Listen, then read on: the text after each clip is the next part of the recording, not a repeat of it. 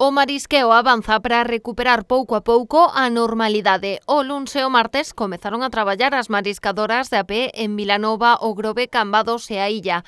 Hoxe foi a quenda da frota de aflote que forma parte da Asociación Rañeiros Ría de Arousa. Semana pasada, despois de manter unha reunión cos depuradores, chegaron a un acordo de máis ou menos levar ciertas toneladas a terra, aproximadamente entre 8 e 10 toneladas diarias de ameixa sapónica.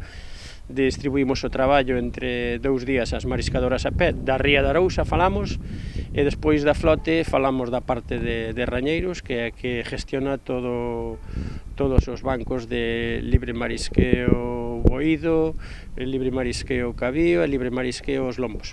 O igual que as mariscadoras, as embarcacións traballaron con copos moi reducidos, 8 kilos por mariñeiro a bordo. Tamén aplicaron medidas de seguridade para evitar os posibles contaxios. Hai un protocolo a seguir, que é que por embarcación non pode subir un mariñeiro máis á batea, hai unha distancia entre os vixiantes que pasan o control do mariñeiro, obrigatorio levar guantes, mascarilla, e nas lonjas pasamos exactamente polo mismo, unha distancia entre mariñeiro e mariñeiro de 2 metros, mascarilla, guantes, e a maiores na lonja poñeremos xabón nas zonas onde se lava habitualmente as mans ou desinfectantes. O seu regreso á actividade prodúcese nun contexto de incertidume. O sector aínda non coñece as axudas ás que terá acceso, pero ten claro que non pode permitirse perder mercado. Polo menos para sacarse do confinamento e empezar a actividade que non che entre outro marisco foráneo que pode ser de Portugal, Holanda, Italia e incluso Marrocos. Os rañeiros volverán saír faenar mañá. O venres está previsto que a asociación manteña unha reunión telemática cos depuradores para volver valorar a situación e planificar así o traballo da vindeira semana.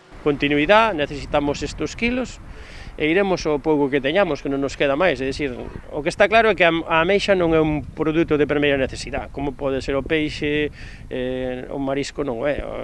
Como sabemos, isto é para os hoteles, os restaurantes, para cenas, comunións, bodas, para todo eso. É dicir, non é un produto de primeira necesidade para a compra da ama de casa.